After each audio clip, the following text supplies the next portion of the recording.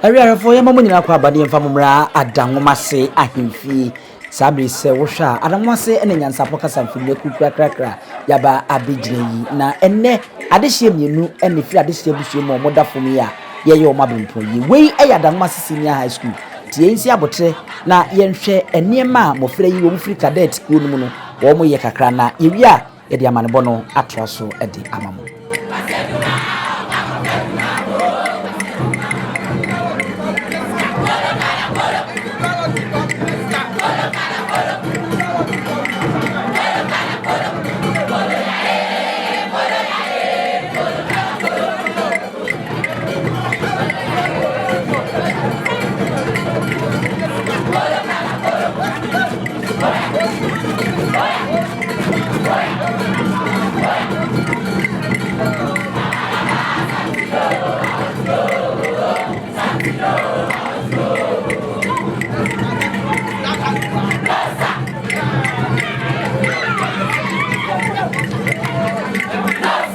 Area busia emofra na no muguso mo display ni school cadet se ohwemu a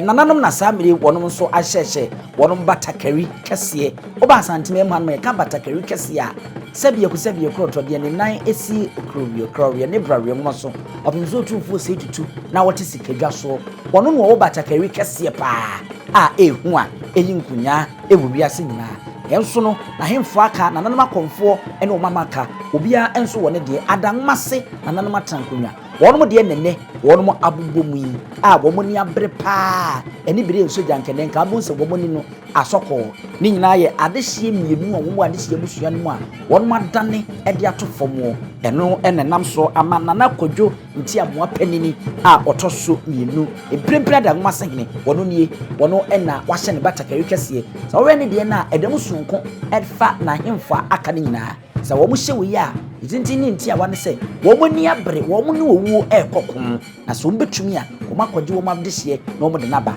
so we na de na ne kyehye no no abamunu wo mu ye hu sentotoye wo na taade nu ba ko bi ye akoye se edwono ewo mu sa enso na husuo ko gyan ene tuntum na de sre e de atua na no a enne no no enye ebra eye enigye da ewo se na na bebiebie na no ebekasa na ni abre ye pa eni bire nsoja enkibe hunu na hemfo no nso de ense wo ma tuntum ene omo ntotoye ene ko gyan so ebubo obumu a omu nyina aka no a eduru enibire na wo mo ede ekoko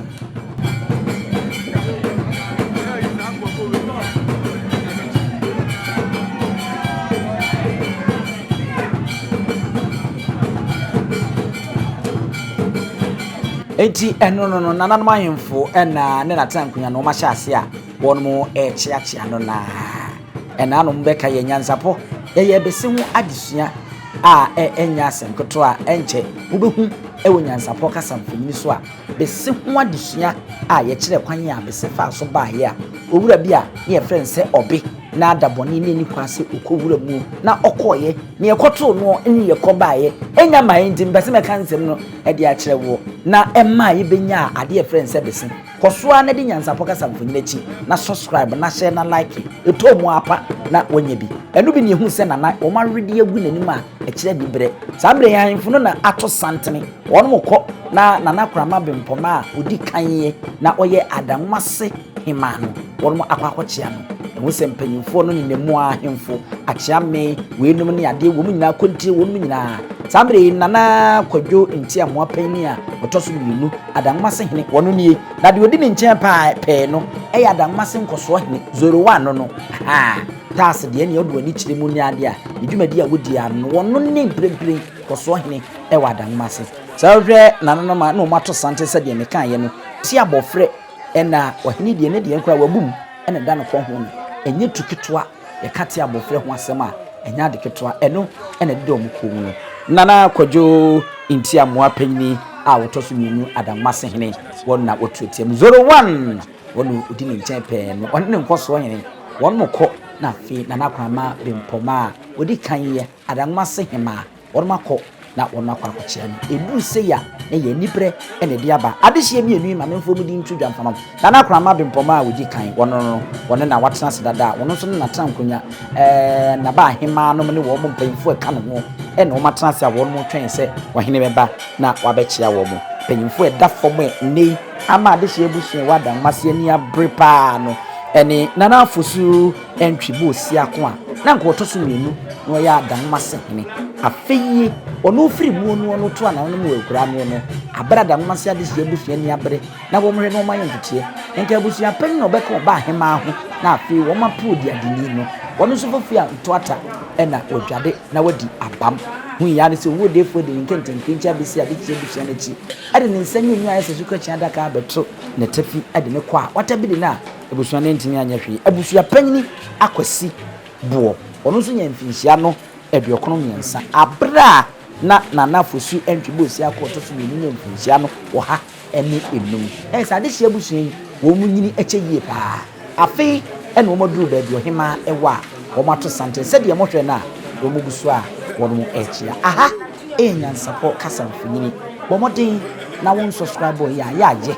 se waye nso a de obeboa me ne se wo hwe ne se a ya hye sabie ko to yare hye bebre tutu akotena krofo kru so a wonu nim se de si ya Brempon yi se de ohini bi dane to a adehye abusua yi ti wo ye ne se a no ahwe no ho amamene 01 no wona adu so a woko na wakwakoche afei ena nana Kwadwo Ntiamoah Panin a otoso mienu Adanwomasenehene ankasa enso adu nana krama Brempon ma a edikan ne hima enchen ya woko na wakoche nti adehye mienu ena won maka won ma yi ede aboma bo mo ye nfefefe sa ewa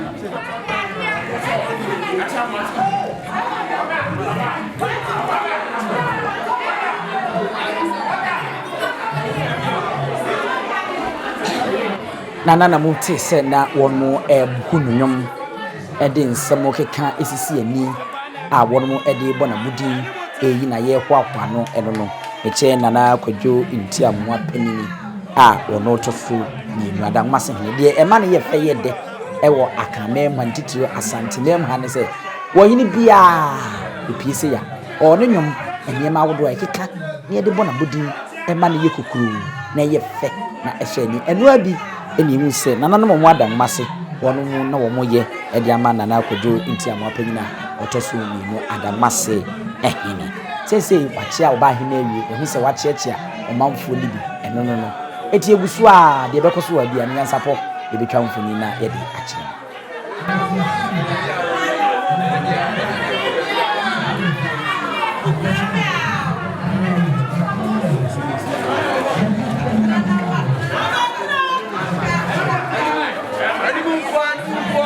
abusia na hese nana Kwadwo Ntiamoah Panin otoso mienu akochia awie botan titiri pa ne se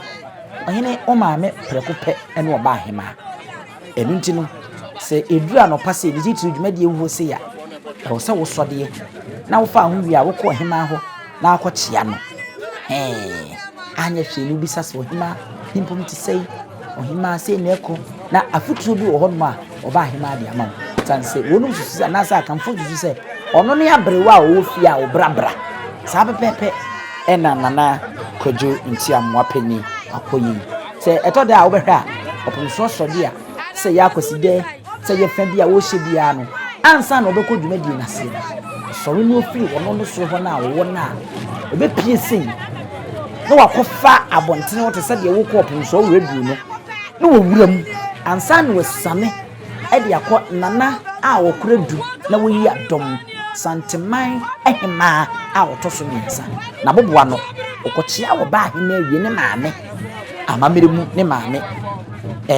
ye kase bo ade nhihie mu dia ni nia prekope ene no okochia no isana pom ni di nkomo efutu bu ono ma no de ama no saa na amamere ne amane no etie nti enye nwanwa sene nana Kwadwo Ntiamoah Panin a otoso mienu na oye Adanwomasenehene wo yobie Panin se abo bia peso do saade a osua preko ja pepepe enenene na eyi nena eni abre tinensensan etua na mi enne no ose ade ato nani o oyifo ne hwan ene opatafo anase senko wa amode a na nko de ni kutwa se ni mi santa mudi hu owu defo a owu a wonsu akwada owu a wonsu panni owu a wonsu akwa owu a wonsu adehye nsu sikani enu nsu hiania anase nkenne wono ne betie gina na wonen dia tentam so na nka na de hye mienu na na Fosu Antwi Bosiako a woto na nkototo mienu nya mfinhia wo ha ne numu a owuo bi fa no no wode ne koye ene Abusuapanin kwasi Buor wonya mfinhia aduokron nyensa no enka wagye wo mo hwiw wo mo wode na fi owu nsem nanso sɛde Asante ne yɛka no owuo kurade enkwantum nye enti ayɛ ni bre ena neyi ato na Kwadwo Ntiamoah Panin wone ne nananom asɛnase na trankunya a eneyi ato wo ne yaboso no a sesedi eni bre ena ato wo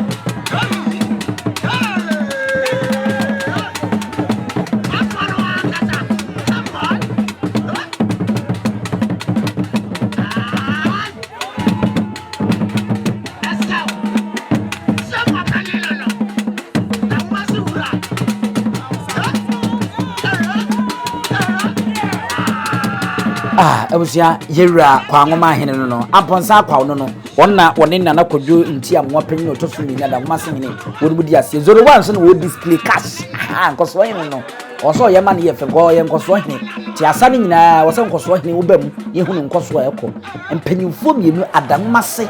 na afi kwangoma na omo display sabe wo hwa mia me nua prekope baafo amoate Otumfuo achia me Panin gyache hene no wono wono so ne odo edi abebodom a won se wone nana Kwadwo Ntiamoah aka abomu a wono ato no mu a wachia no ese ade to oni enye wa na wi eyezu ye nkogya tinya mwanwa se ne Otumfuo achia me Panin baafo amoate ono so kuku krakra ye frigi acheton na obepie mu Adanwomase anama edine ni kuche yi se ni Nyansapo mo ni nyam ebetechire ama nana Fosu Antwi Bosiako a na nkoto so nunu mfinhia no wo ha nenum ene Abusuapanin kwasi Buor a wonya mfinhia no aduokron miensa ene nana Kwadwo Ntiamoah Panin ene ne hema nana krama bompom a wodi kan ye wo mo eja wo ma konkogya yiri obuso mo na ye fe samre nana afa apakan no nana afa apakan se ya afei ene ani bre no ababa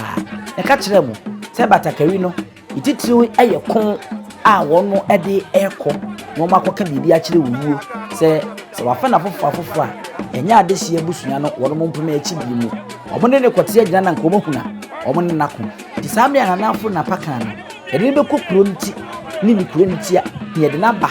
a ekire kon na okodo ni tuo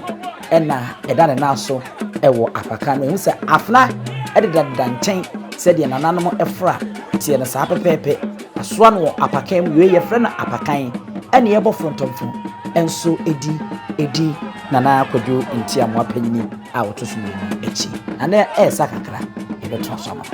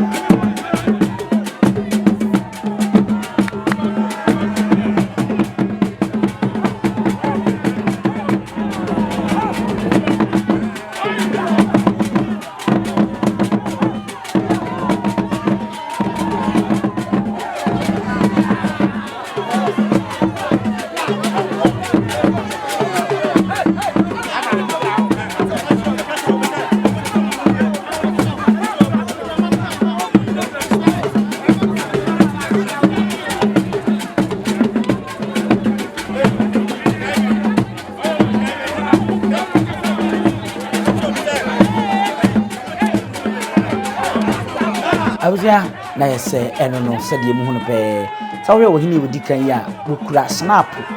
no na tade ni mu em so no nko a wodam sunku no sa chechide ene bo nanim na amusuo ni ye ntotoye paa no na tade no ebi ayese nhwehwe ebom eno na odi animu a wogu nsa ewo ho no ono no wogu nsa na obi awesa de adwuma so se ono ne sahene ewo Adanwomase enye mwanwa osasa hina mpa ene ntutuye ni ade nti wonmu na ato santere na wonmu edi Nana Kwadwo Ntiamoah Panin II otoso mienu ya Adanwomasenehene brebre animu no a womu ede ne eba ofri Nana a wote Appiah mu no so a se obekan mfo ba ku mienu miensa na waba 0 so 01 na ono ne nkoso hina ono nso edi animu ebi ewo Nana ba du ba bia na wagina kakra na odituo no ene ntwene no na ode yi nkonya kakra ewa apakan ansa na won motu na won matene akowo no ye hu se ebo ye friend se ehempo ha ni di ankasa na ehye ekura kwabrane a ye de egu tonturo ma na sa chance im se enua no roman for won ma so dem se dia ya na omu siye na won to pete na omu hukwa mu kwa no ye hu se di kura kwabrane na ne grumadi titira edie ni se ebo hene ho ban efiri sunsun fi ene nsumbone ho owura bia yinkonya bi wa enwanwa ye hu se osahe na odi animu ni tue okura no no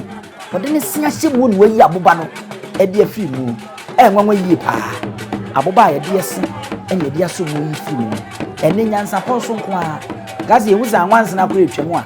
ebeka ho asem ye de achem unya ne ba bia se nyansapo kasa mfini ya no subscribe na wa share no like it na do drink so e de ato ase e de amane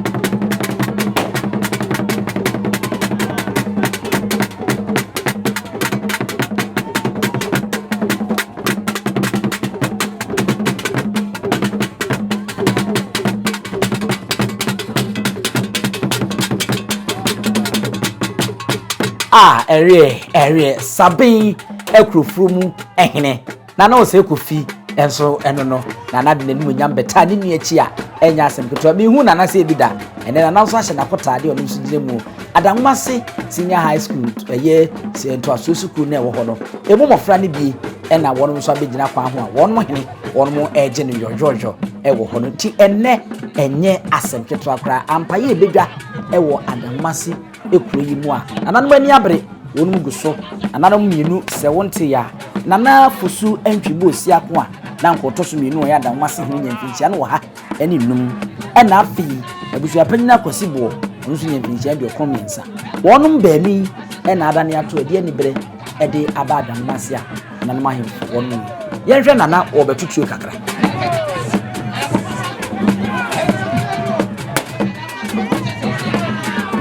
ekono akoko wawie aha ena nana ede ba ya wode ba besi enim se enche nana besi fom ofira pakem na afi dwumadie no wasan atoa so ede ama Adanwomase fo aha Nyansapo subscribe share na like ya me review so wode wadwe nche so ebeto fom ede ama